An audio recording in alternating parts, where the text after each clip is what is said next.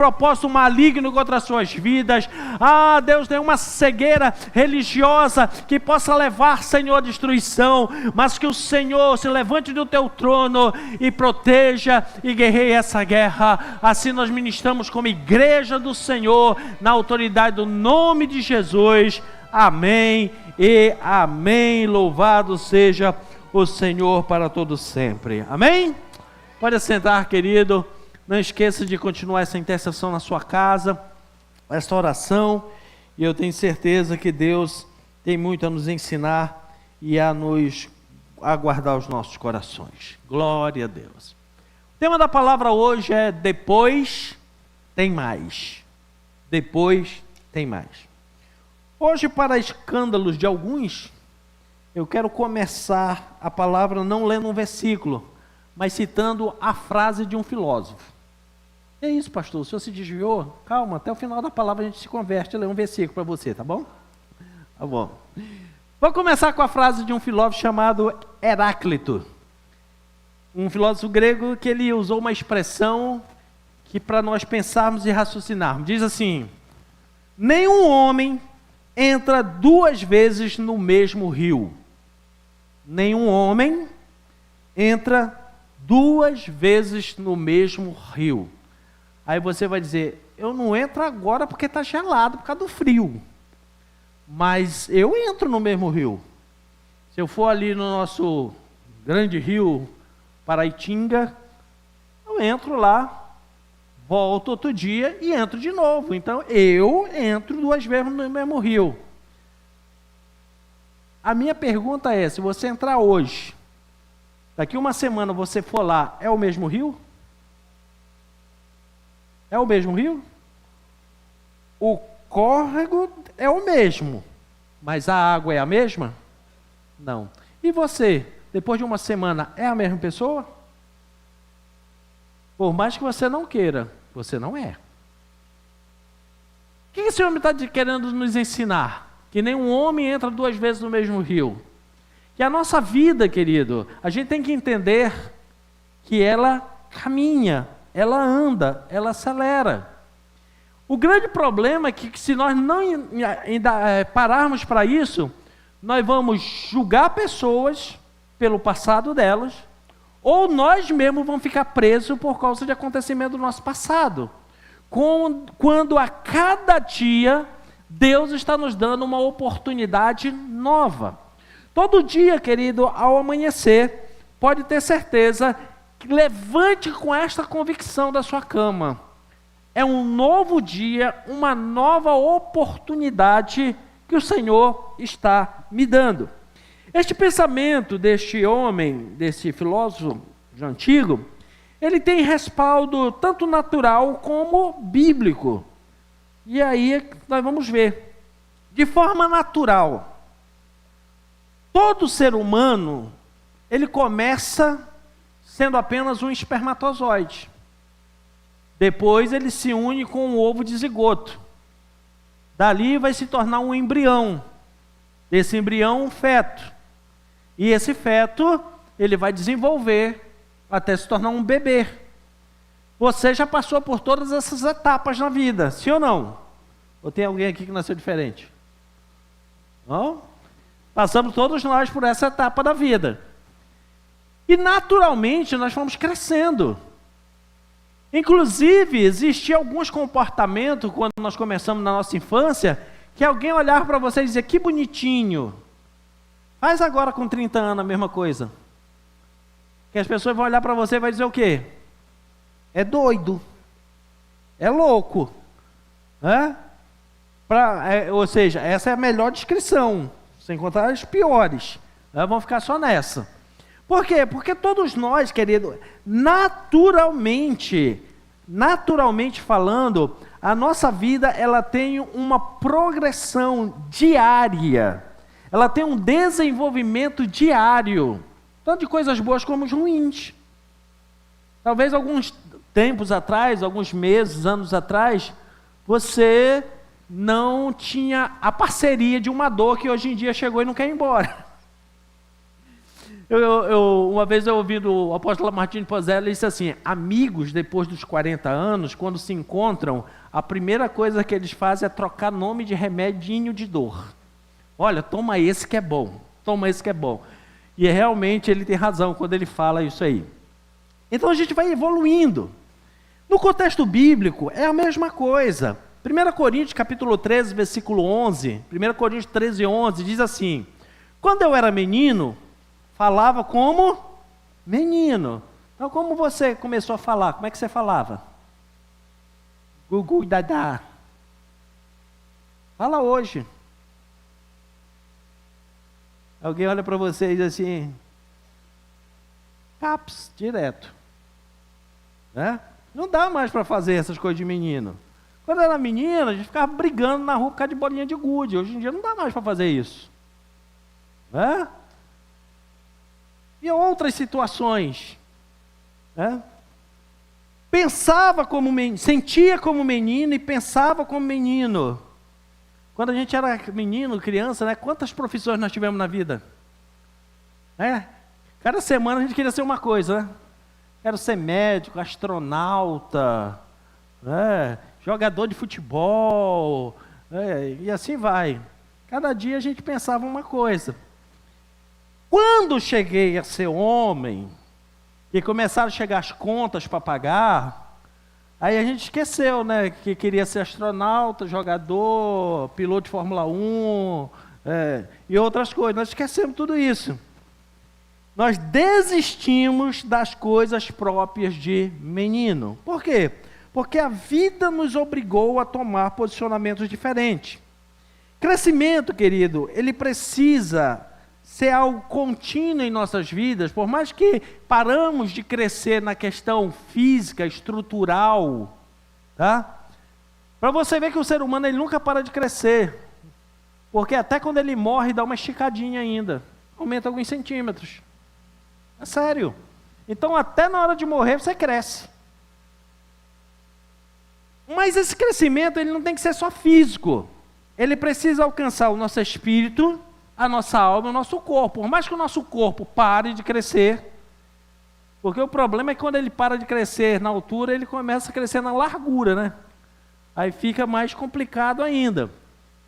Mas tem que crescer não é só o corpo, a alma e o espírito também, ele tem que crescer, ele tem também que galgar posições melhores na vida.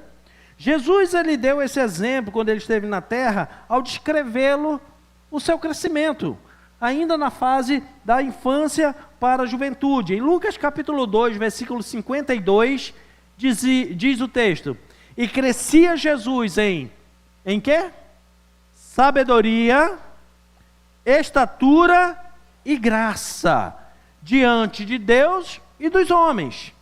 Veja bem, esse crescimento está falando justamente do crescimento dele no corpo, na alma e no espírito. Em estatura, ele crescia no corpo. Em sabedoria, ele crescia na alma, porque a alma precisa ser educada com sabedoria, senão leva os nossos sentimentos a fazer bobagem. E em graça, crescia em espírito, diante de Deus e dos homens. Então tinha um crescimento em todas as áreas da sua vida. E fica essa recomendação para nós. Deus, ele não apenas cobra de nós nas Escrituras o nosso crescimento, mas ele também nos proporciona oportunidades para crescermos. Deus, ele não apenas cobra, porque tem uma cobrança na Bíblia para nós crescermos. Em Efésios diz que nós precisamos crescer e chegar à estatura de varão perfeito diante de Deus. Então há um chamado para isso. Mas ele também nos dá ferramentas, oportunidades para nós crescermos. Tanto no dia a dia, como no contexto espiritual. No dia a dia, quais são as ferramentas e oportunidades que Deus nos dá todo dia para crescer? Independente se a pessoa conhece Deus ou não, se tem conhecimento bíblico, se lê Bíblia ou não, se leva a vida do jeito que ela quer, tem 4 ferramentas pelo menos que Deus todos os dias permite para nós crescermos. Primeiro é o conhecimento empírico. É aquele conhecimento que nós temos do dia a dia, conhecimento que vem pela convivência, conhecimento que nós vamos aprendendo no dia a dia, né? Que não precisa muitas vezes, alguns nem as pessoas nos ensinarem, como natural. Quem te ensinou a mastigar para você comer? O bebê nasce, já coloca junto ao seio da mãe, ninguém faz um exercício com a boca do bebê para ele aprender a sugar. Ele já vai, porque ali já vai, é natural. E outras coisas que nós vamos aprendendo sobre higiene, outras coisas que não precisam um estudo, não precisa conhecimento. É aquele conhecimento popular que vai passando de uma pessoa para outra. Dá para aprender. E muito. Então, querido, nunca despreze o conhecimento de uma pessoa que tem menos escolaridade que você. Nunca despreze o conhecimento de uma pessoa que já viveu, não teve as oportunidades que alguns de nós tivemos de termos uma formação educacional, mas que tem uma sabedoria tremenda. Esses conhecimentos, eles são necessários e nos fazem crescer também. Em segundo lugar, vem a ferramenta educacional. Nós podemos também crescer através do estudo, estudando. Você pega um assunto, vai lá, estuda, vai se profissionalizando, vai buscando entendimento, conhecimento, então dá para crescer na área educacional também, através do estudo. A terceira ferramenta diária que nós temos oportunidade para crescer é a ferramenta vocacional. É aquela que vem através de aprendizados profissionais. Alguém vai lá, vai te ensinando uma vocação, sabe que você tem um dom e começa a trabalhar esse dom. Ou então, às vezes, até por uma oportunidade ou necessidade, a gente aprende uma profissão, aprende uma vocação, e a gente começa a caminhar e aprendendo. São oportunidades de nós desenvolvermos também. Mas quando esses três elementos falham, tem um que é infalível, que você queira ou não vai aprender. Chama-se dor. A dor, eu sempre digo que ela não precisa ser a primeira ferramenta em nossas vidas. Apesar de que todos nós não estamos isentos de passarmos algumas dores. Quando eu falo dor, não é só a dor física do corpo, como eu falei anteriormente, mas as dores emocionais e até no nosso espírito. Mas ela nos dá a oportunidade de crescer. E ela acaba se tornando o maior professor na Terra. Por quê? Porque muitas das dores que vêm na nossa vida para nos ensinar, é porque nós deixamos de aprender de outra forma. Deixamos de aprender pelas oportunidades que surgiram diante de nós. Deixamos de lado um aprendizado porque nós nos posicionamos que não precisávamos aprender, não precisávamos buscar aquele conhecimento, não precisávamos na nossa vida. Em muitas vezes, a dor é a única forma de provocar crescimento numa classe de pessoas chamado desobedientes. O desobediente, você diz para ele, estuda. Ele estudar para quê? Aprende uma vocação, uma profissão. Isso é perca de tempo. Escuta a sabedoria de quem já viveu mais do que você. O tempo agora é outro. É sempre assim, né? Aí quando vem a dor, ele fica procurando, cadê aquela pessoa que me deu aquele conselho?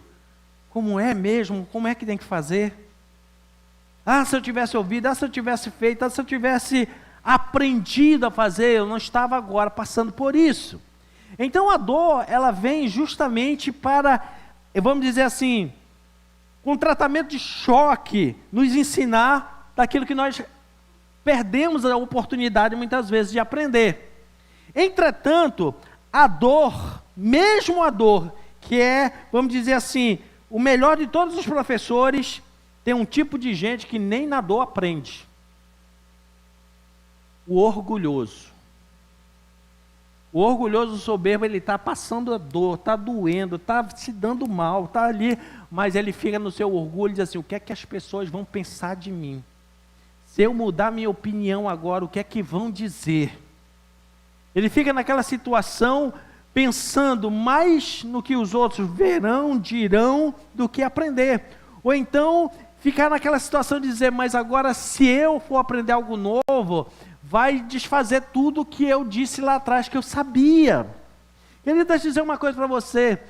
Nós podemos passar o tempo que passarmos nessa terra, nós não vamos ter todo o conhecimento necessário, básico. E precisaríamos. Sempre vai haver uma falha, sempre vai haver uma lacuna. E não tem problema nenhum de nós aprendermos. Não tem problema nenhum, querido, de nós pegarmos um conhecimento que tínhamos lá atrás e adquirirmos um novo e substituir. Não existe nenhum problema referente a isso. Por isso que a Bíblia diz que nós precisamos prosseguir no conhecimento, inclusive de Deus. Mas também serve para nós prosseguirmos no conhecimento do dia a dia, de situações. E o sábio, ele não precisa passar pela dor para aprender. Quem passa pela dor e aprende, muito bem, é uma pessoa que tem entendimento. O sábio, ele vê a dor no outro e já aprende. Ele já tira lições, não para diminuir a pessoa, não para dizer que a pessoa está errada, tal, mas ela olha e diz assim, opa, vou aproveitar que eu já vi essa experiência e vou consertar para não precisar passar por isso também. Então a pessoa inteligente, ela aprende com seus erros, o sábio aprende até com o erro dos outros. Mas Deus, quem, querido? No seu infinito amor, Ele nos proporciona caminhos mais fáceis para nós crescermos. Mais fáceis. Alguns não precisam nem passar pela dor, nem precisa. Ele proporciona, coloca diante de nós, para nós crescermos. A primeira forma que Deus, com o seu amor, nos proporciona para nós crescermos, é através de experiências pessoais com Ele. Deus sempre está procurando o ser humano para que o ser humano tenha uma experiência e aprenda algo com Ele. Não é à toa que Jesus, quando esteve na terra, diz assim, aprendei de mim, e sou manso, humilde de coração, isso vai trazer descanso para a sua alma, isso vai tirar fardo da sua alma, isso vai tirar traumas da sua alma, dores da sua alma. E quando o Senhor, Ele quer nos ensinar algo, Ele promove esse tempo de experiência pessoal. Posso lhe dar o exemplo de Abraão. Abraão, o Senhor queria mudar algo na vida dele, deu uma experiência que quebrava toda a sistemática de onde ele vivia. Ele vivia num lugar pagão, a família dele, da descendência dele, os ascendentes dele, era uma família conhecida de artesãos que fabricavam ídolos, e agora ele tem uma experiência de ouvir um Deus invisível. Imagine só ele dizendo assim, Deus falou comigo. Aí o pessoal, qual desses? Nenhum. Mas não tem nem o formato, não, ele é invisível. As pessoas olhavam para eles assim, ixi, está feia a coisa. Esse aí já está meio ruim a situação dele. E tem mais uma, ele mandou eu deixar tudo e seguir. Para onde? Não sei, diz que no meio do caminho ele vai falando. Imagine quem olhava, Abraão. Mas a experiência foi tão forte na vida dele, que até a família dele acreditou e foi junto com ele. Foi, os pais dele foi junto, o sobrinho que ele criava como filho, os irmãos, saíram e foram, por causa da experiência que ele teve com Deus. E qual foi o resultado da experiência que ele teve com Deus? Se tornou um amigo de Deus, pai da fé, a base para nascer as 3 religiões monoteístas do mundo. Por quê?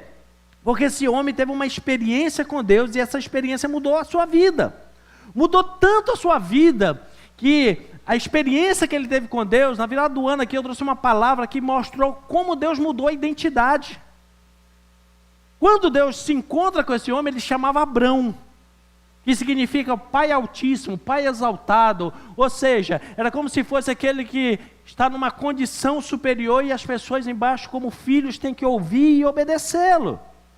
Mas agora Deus entra na vida dele, e Deus pega uma das letras do seu nome, a principal letra do seu nome, e coloca bem no meio do nome dele. Por isso é que muda a pronúncia, de Abrão passa para Abraão.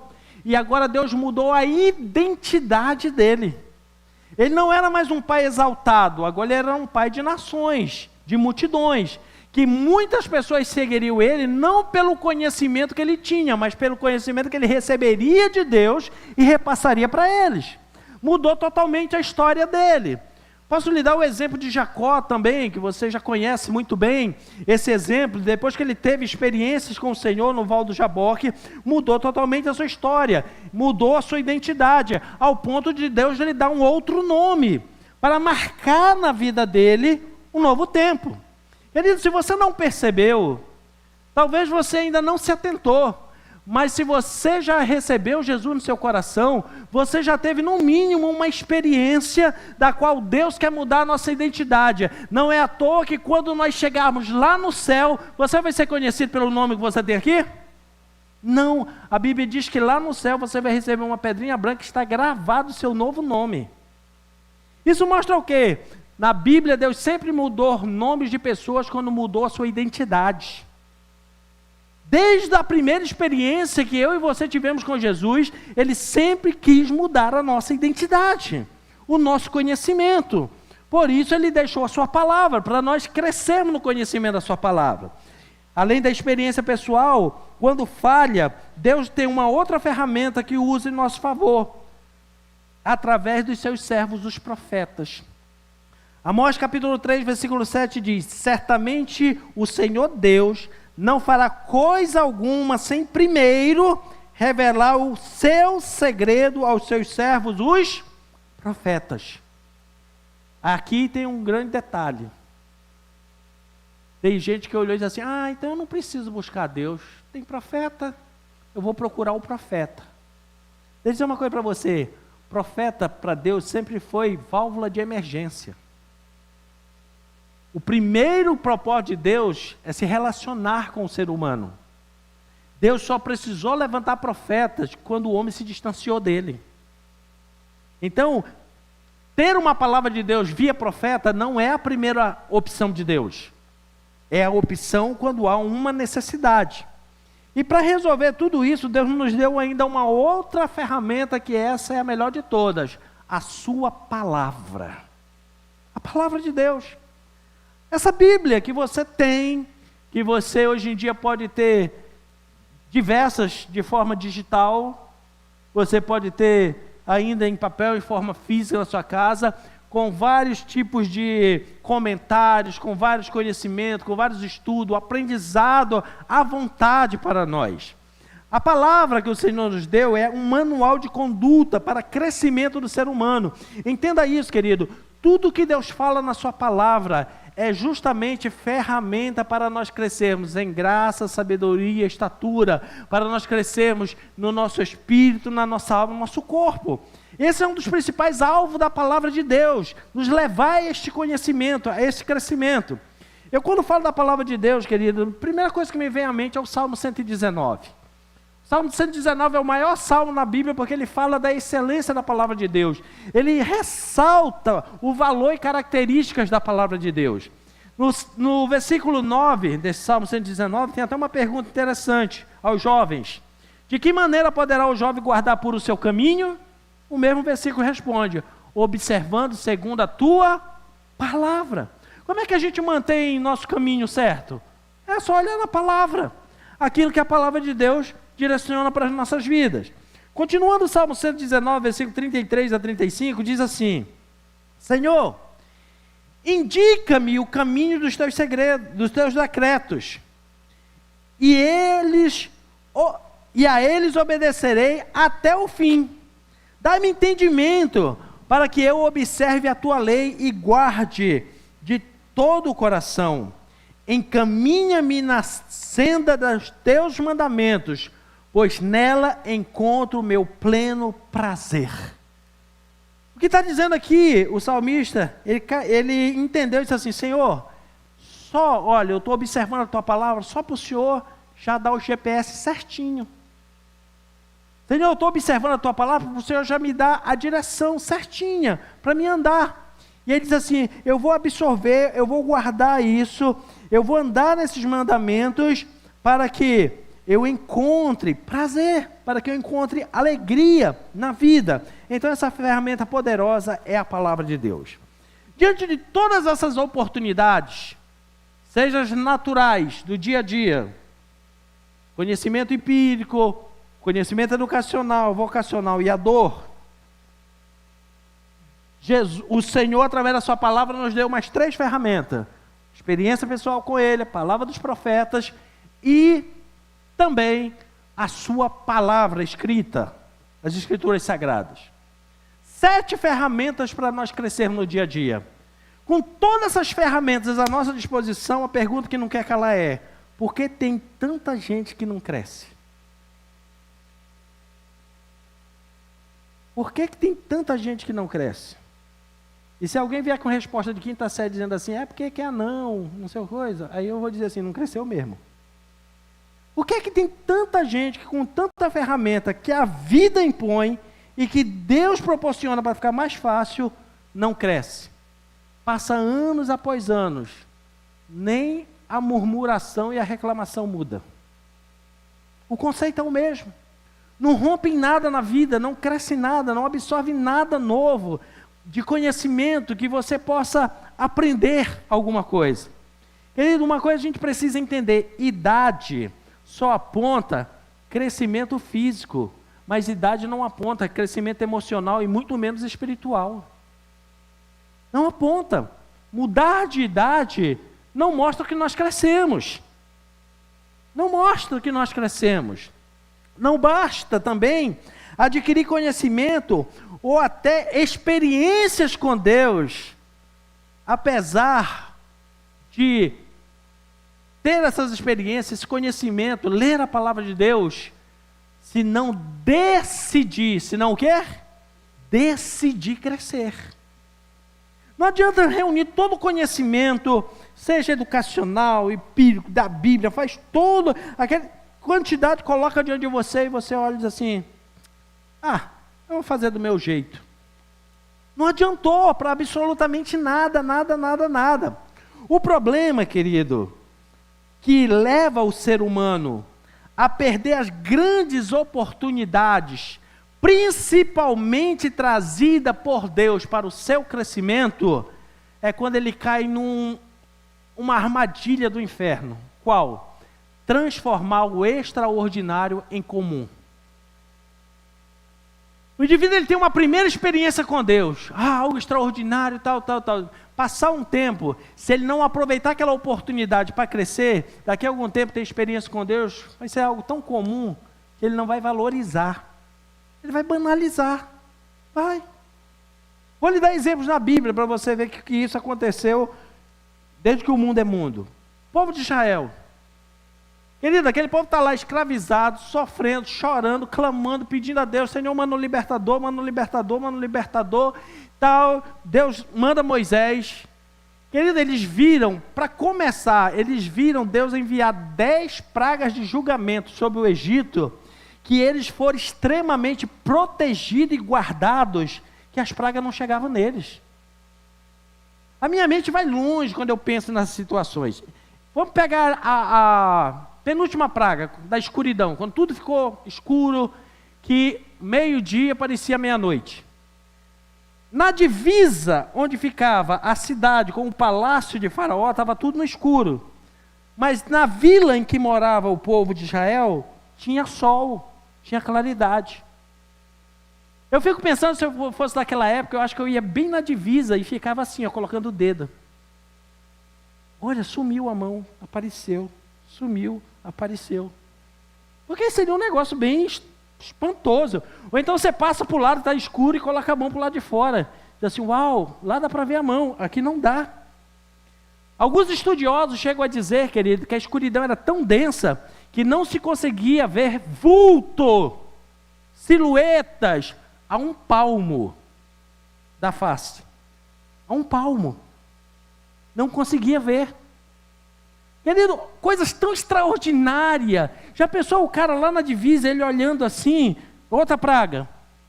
Ele cuidando aqui do seu rebanho, dos seus carneirinhos, e vendo chuva de pedra caindo do outro lado e morrendo lá os outros animais, e ele só com eles aqui, uau, nos meus não caiu nenhuma pedrinha.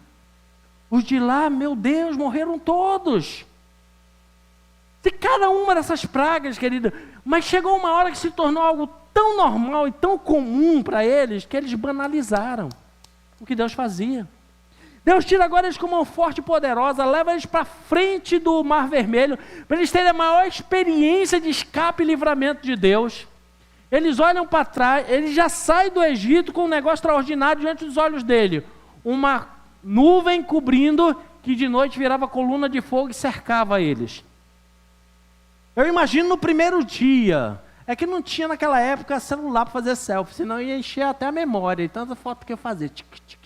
E fazendo foto daqui, mostrando a nuvem de cá, mostrando a coluna de fogo lá atrás. Ia dar bug na rede social. Mas quando passou um tempo, já olhava assim na galeria e dizia assim, isso aqui eu vejo todo dia, paga, não precisa mais. Porque foram banalizando.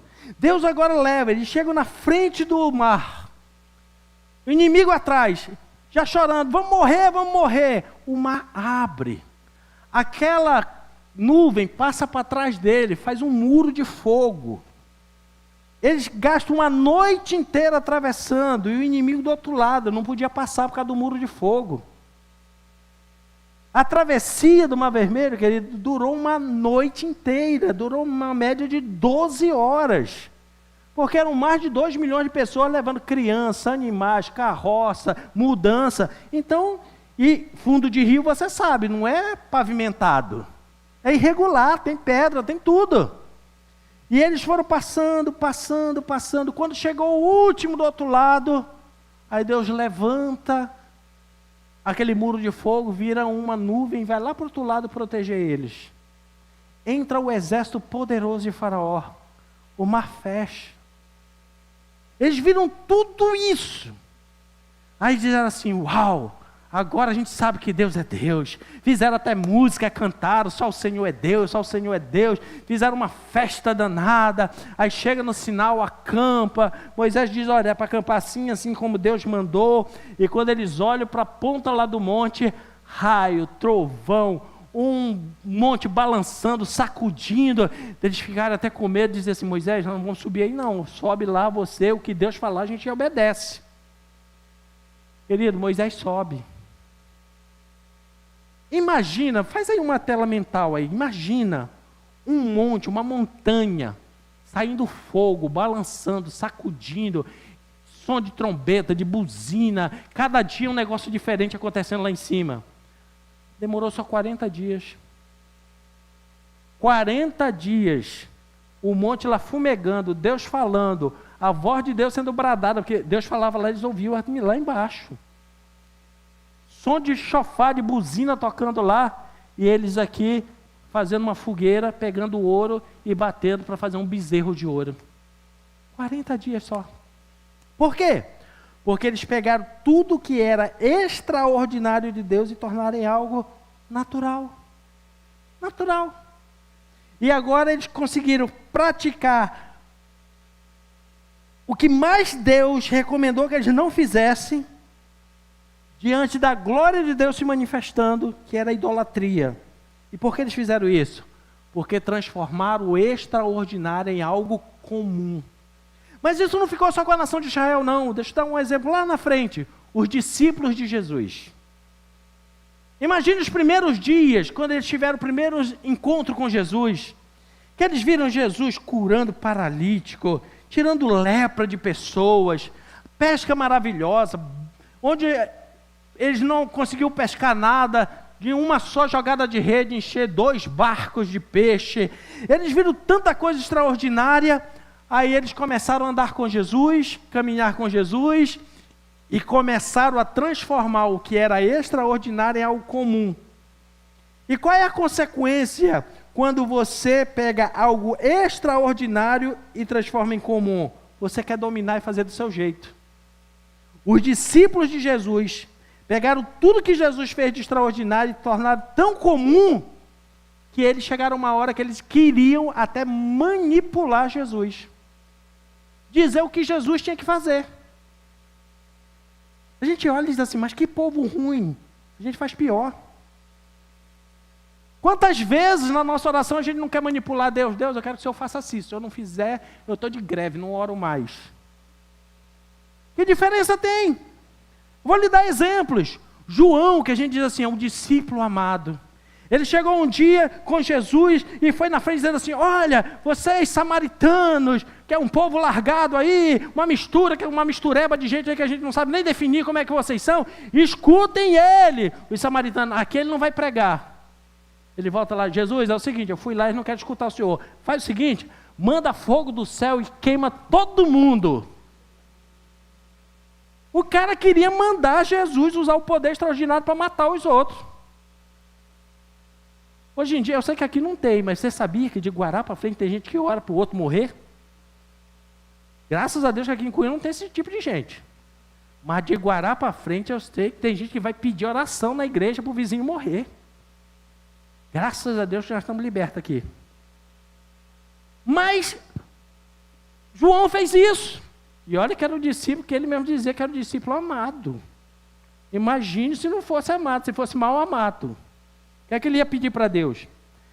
Outro, Pedro, ele queria mandar em Jesus. Jesus dizia assim: eu vou subir para Jerusalém para ser morto, para cumprir a profecia. Não, o senhor não vai não.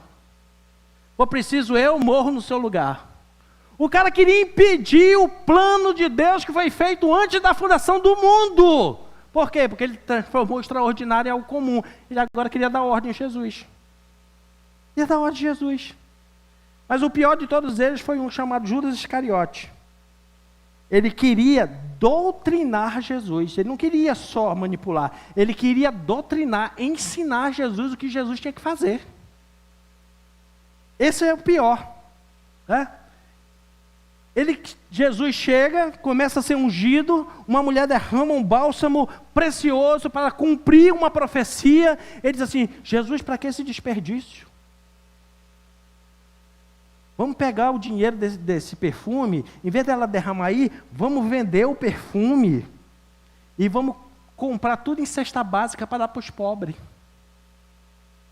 Igualzinho umas histórias que a gente ouve no dia a dia, né? Ele queria, eu nem aí está transmitindo, ele queria transformar Jesus em socialista. Qual é a grande mensagem do socialismo? Prega amor para todo mundo. Não, porque tem que amar todo mundo. Ah, não, tem que ajudar os pobres. Mas eu nunca vi na história do socialismo, no mundo, um povo que saiu da miséria sendo socialista. Se tiver, me mostre. Nunca vi. Agora eu já vi roubando dinheiro de aposentado, de cesta básica, de merenda escolar, etc. e tal. Por quê? Porque faz uma pregação que na verdade quer usar para outros fins. E aí, o que é que acontece? Hoje em dia, tem uns que entram nessa onda e quando fala de Jesus, diz assim: não, porque Jesus, ele é amor. Jesus é amor, coloridinho. Tem até uma música bem herege que graças a Deus já é antiga, de cantar, diz que o amor de Deus é colorido, não sei onde.